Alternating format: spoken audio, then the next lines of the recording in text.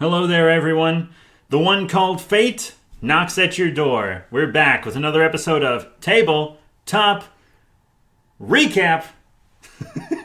Did you just forget the title of your own episode? No, I was just trying to be all dramatic like they do. Like, that's how podcasts are introduced or whatever. Okay, sure. You guys were looking at me like I was stupid. But I'm you Hunt. are stupid. I'm Hunt. They call me that because I'm on the hunt for them rare cards. And this is Big Boy Chungus. Say hey. Hello. And Connor, the trading card goblin, is back. Yoing. That's hello in the language that I just made up. His goblin language. But today we're not talking about Magic because we're done with it. We're never playing again. Sorry, Connor. We got rid of all of our cards. Connor improved his deck and it's way too good, and now I don't want to play anymore. Today we're actually doing another tabletop game. One of my personal favorite games of all time. Video, tabletop, anything. King of Tokyo. Dude, I thought your favorite game was Hello Kitty Island Adventure. I would play Hello Kitty Island Adventure. 100%. That's all? No comment. But to review this game, first we roll for initiative to see who gets to speak, and they can yield their time to whoever they want. It's ready?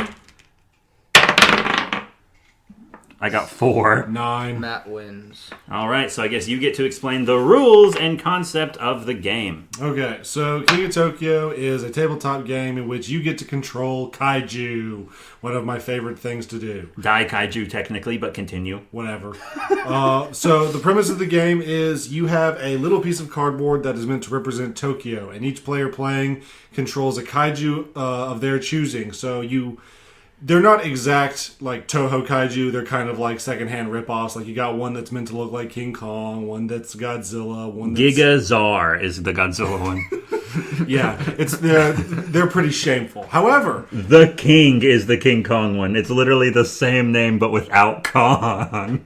however, there is actually a King Kong miniature that you can get for this game now. We'll get licensed. to those. We'll get to those. So, continuing the description. So, it's dice-based, meaning that all of the turns, actions, and reactions that are done in this game are done through random chance with dice. Each player rolls 6 of the dice to determine who goes first.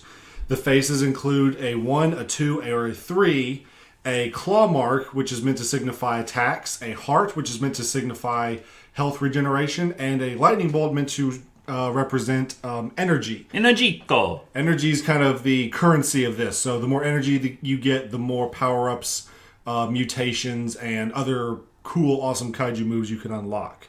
The person who rolls the most claw marks at the beginning of the game goes first, and then the real carnage begins. So initially, all monsters are outside of Tokyo. They are off the little piece of Tokyo cardboard. It's called a game mat. Whatever. It's not It's a the game board. Board, fine. I hate you. So, the first monster to actually roll and keep a dice with a claw mark is the first person to take Tokyo. Now, there's 2 ways to win this game. You either win by collecting 20 victory points or be the last monster standing. Now, victory points can be won any number of ways. The first of which is with dice rolls. As I mentioned earlier, half of the dice face are numbers, a 1, a 2, or a 3. When you roll these, if you get 3 or more of a single number, so for example, if I get 3 1s, 3 2s, or 3 3s, I get victory points equal to those face values. So 3 1s is 1 victory point, 3 2s is 2, and 3 3s is 3. With the added bonus that for every additional number of the same face, you get 1 extra victory point. So 4 1s is 2 victory points, 5 2s is 5, and 6 3s is 6. Moving on, when a monster moves into Tokyo, they get 1 victory point. And for every consecutive turn that they stay in Tokyo, they receive 2. So if you play your cards right, you can get half the victory points needed within your first turn. Wow. That's Gucci. Now, the second step comes with attacks. There are 2 ways monsters can attack, either from within or from outside Tokyo. When a monster is in Tokyo and they roll damage, they deal damage equal to however many attack rolls they roll to all the monsters that are outside of Tokyo. So it's effectively splash damage. However, the monsters that are outside of Tokyo deal damage directly to the one in Tokyo for their turns. Now, this sounds kind of broken for the monster that's in Tokyo. Well, the balance to that is that the monster who is in Tokyo cannot regenerate health.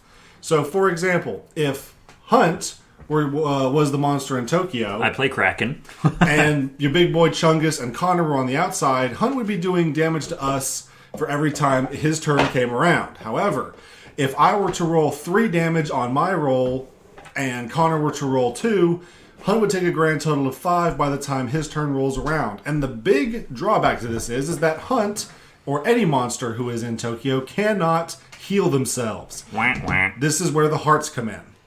Any monster who is outside of Tokyo can regenerate freely, but the monster who is in Tokyo has to either give up their seat in Tokyo when they take damage, or they have to tough it out until their next turn. Yeah, that kind of motivates someone to not camp in Tokyo. Yes, which is a lot easier to do when there's only 2 people playing. Yeah. When there's only 2 people playing, it's almost whoever gets in first wins unless they're getting attacked very heavily. Mm-hmm. Now, there are 2 ways to do this. If you're playing between 1 to... Well, actually, you can't play with 1. If you're playing with 2 to 4 players, there can be 1 monster in Tokyo at a time. But if you're playing with 5 to 6 and you really got a party going, you can have up to 2 monsters in Tokyo. Thus, double the fun and double the damage. Now, as I mentioned earlier, we've talked about the numbers, the hearts, and the attacks. Now let's talk about the energy. Now, in this game, there are a series of mutation and power-up cards that you, as a monster, can purchase. This is purchased by rolling the energy side dice and collecting little green cubes that represent basically money.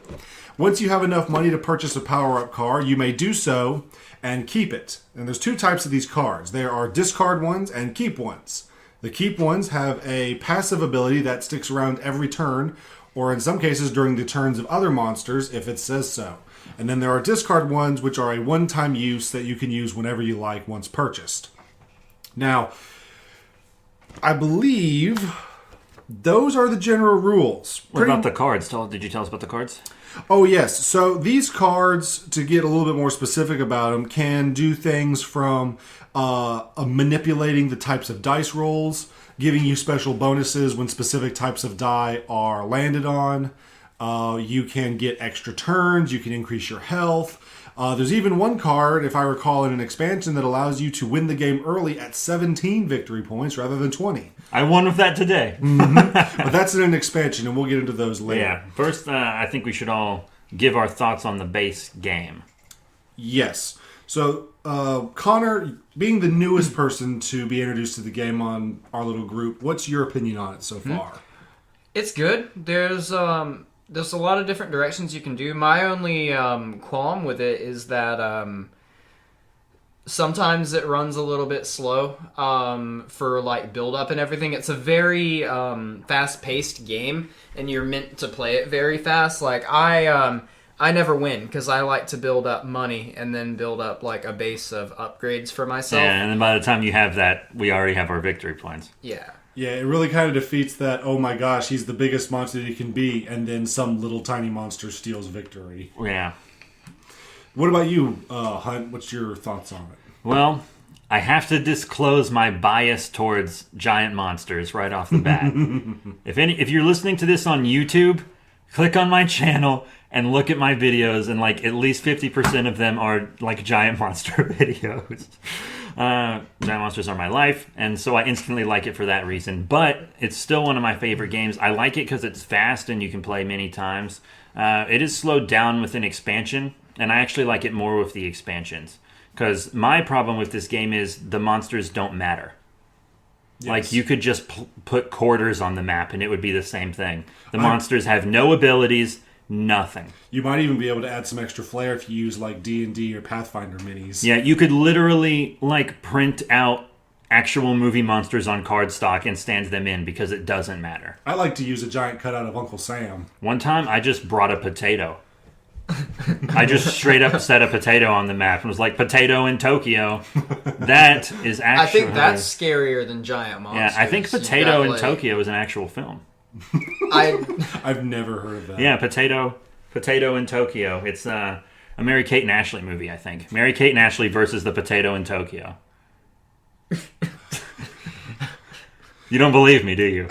Look it up, dude. Far-fetched. Mary-Kate and Ashley versus the Potato in Tokyo. Okay, I'll check it out. It's a parody, dude, for little girls. Okay. Now, since we've talked about your qualm with the game where the monsters are literally just cardboard cutouts. Well, you didn't give your opinion of the game.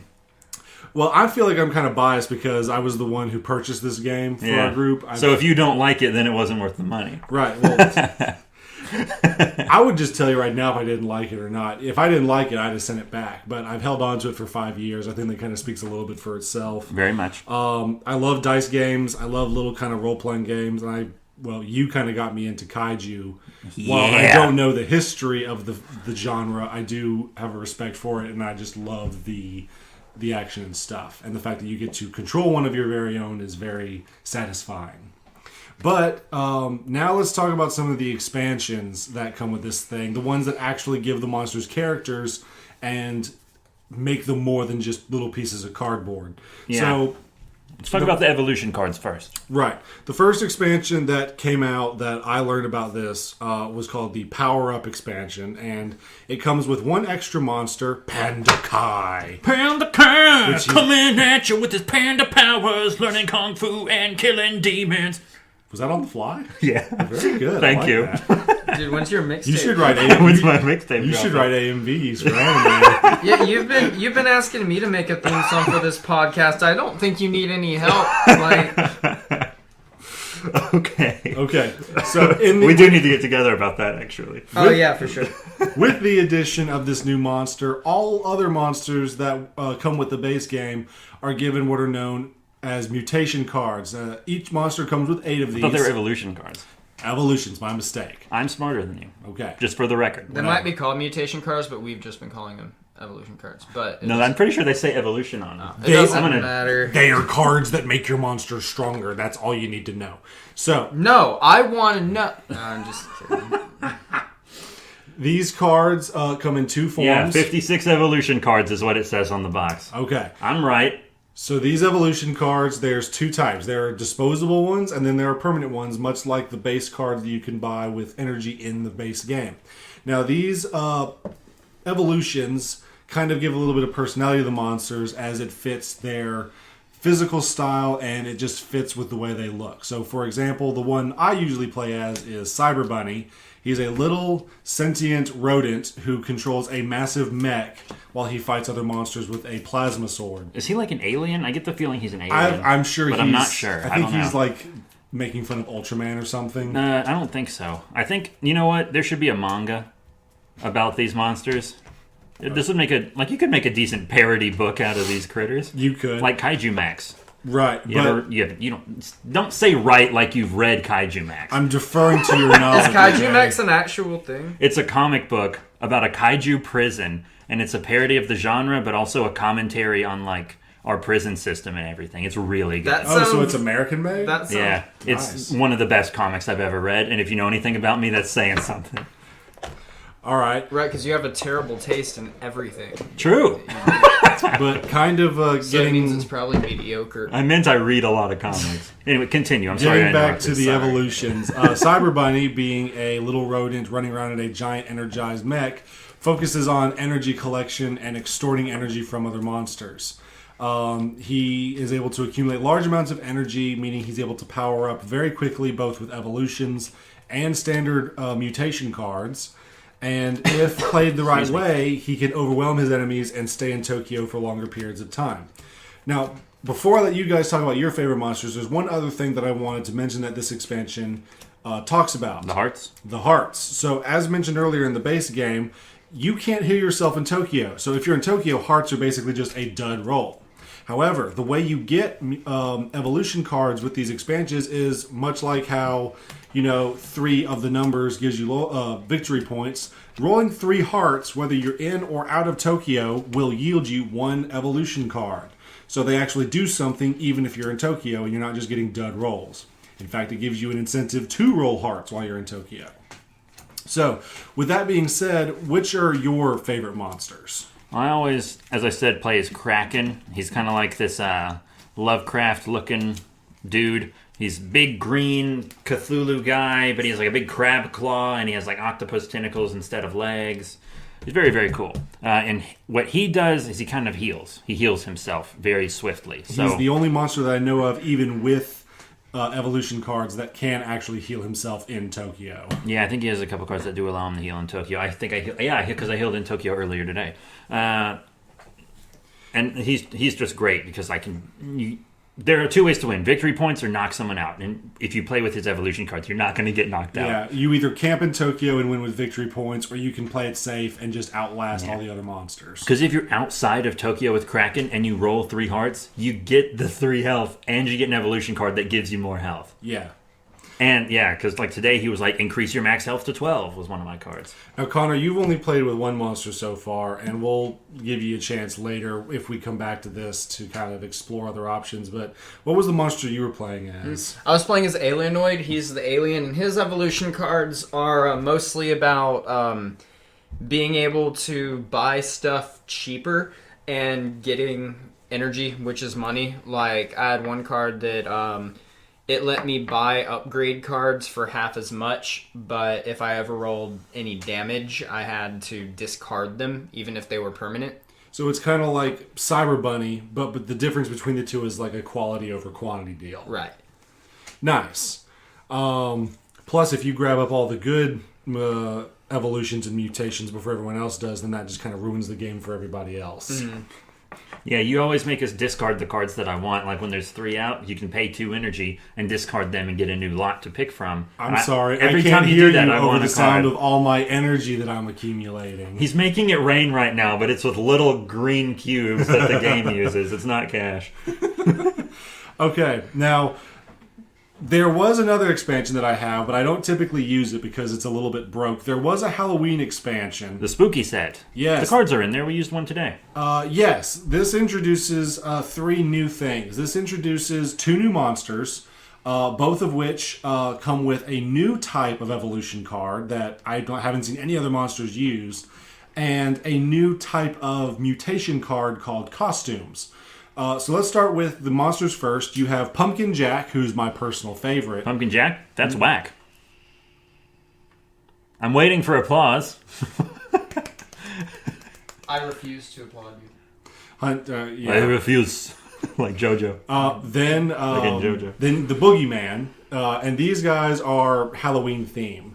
And the evolution cards that they have are pretty much the same as all the other monsters. It gives them a little bit of personality, but 2 of these evolution cards for each of the Halloween themed monsters are known as gift evolutions, and these are debuffs and negative cards that you can actually give to other players that will make them lose health, lose victory points, makes mutation cards cost more with energy. It really just throws a wrench into everyone's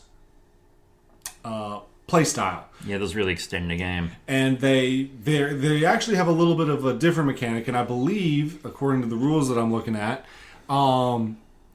if you roll 3 hearts with one of these guys, you can either draw a new evolution card, or you can change the target for the gift evolution if you already have it. So like if Hunt's doing really bad, but Connor's starting to get ahead of the game, I can roll 3 hearts, and I can change, okay, Hunt, you've had the debuff long enough, now I'm giving it to Connor to mess him up. Because like today, there's also the costume cards.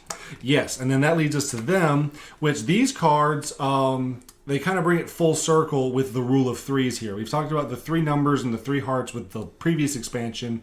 Now the costume cards are mutation cards that monsters can wear, and they've got like all the different little Halloween costumes: princess, ghost, pirates, astronaut.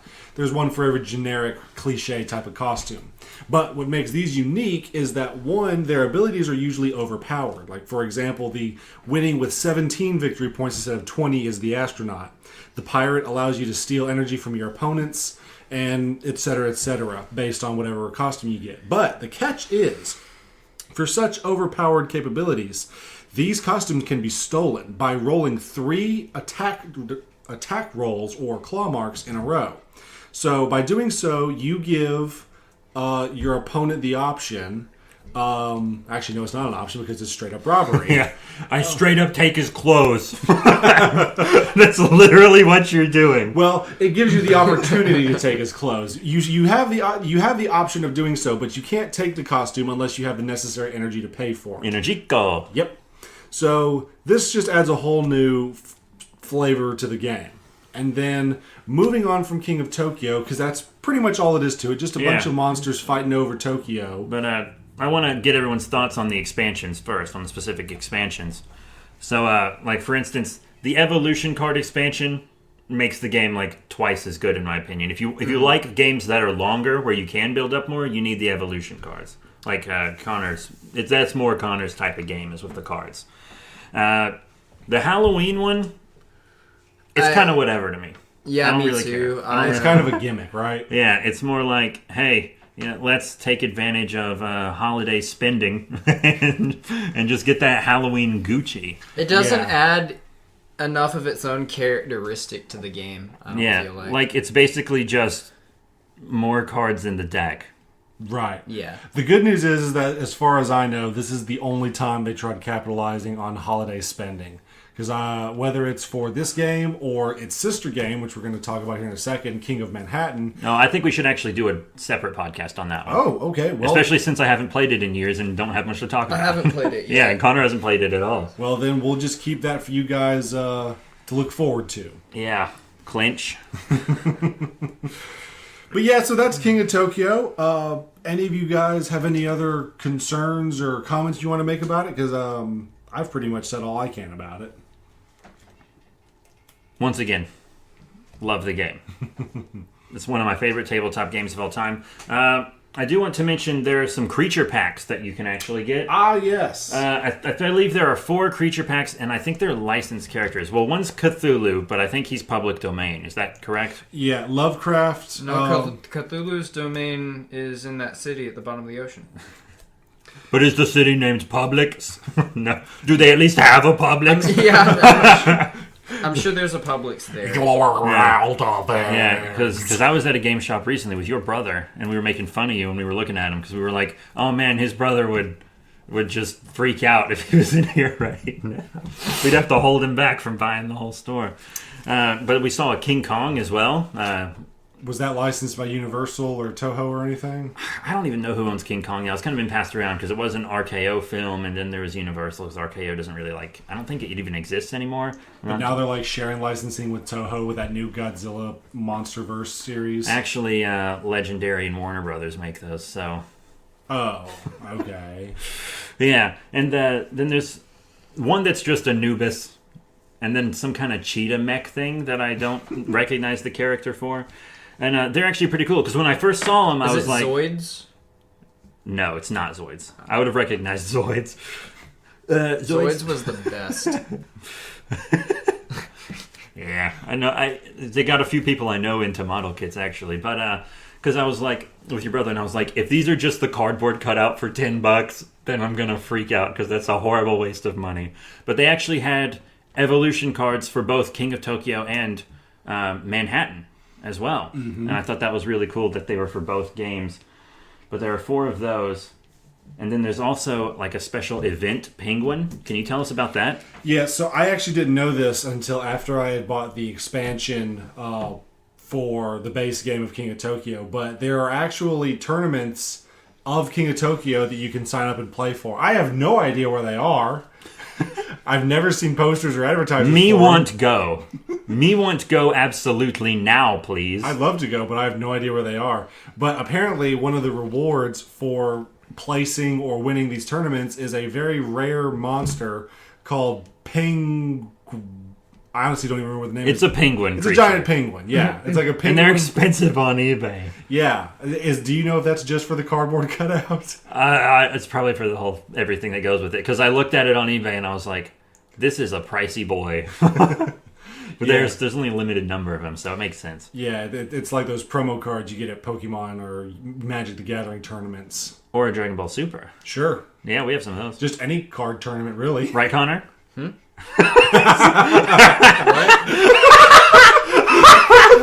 Connor's like, excuse me? I was not paying attention. We're over here, Goblin. I was not what? You know about promo cards that they give out at like tournaments and stuff? Yeah. Yeah, we're talking about something similar. We're just making fun of you, man. I'm used to being made fun of. Me too. Me 3. Me 4. That's sad. why we're making a podcast about comics and trading cards. We don't have friends to talk to, so let's make a podcast now. That should be our That should jingle. Dude, yeah, let's We need to make let's record that with like a guitar riff behind it, and I'll bring my guitar over. Yeah, next time let's do it for real. I'm on the ball with the songs today. I don't know why. What were we talking about? Pingu. Yeah. Yeah, the little claymation stop motion penguin. Yeah, I don't know if its evolution cards are powerful or anything. I just know that it exists and wanted to. Dude, how terrifying would it be if it actually was like Pingu, like you were saying? Like, Actually, a giant one like going through Tokyo. Dude. No! I'm gonna die alone. Anyways.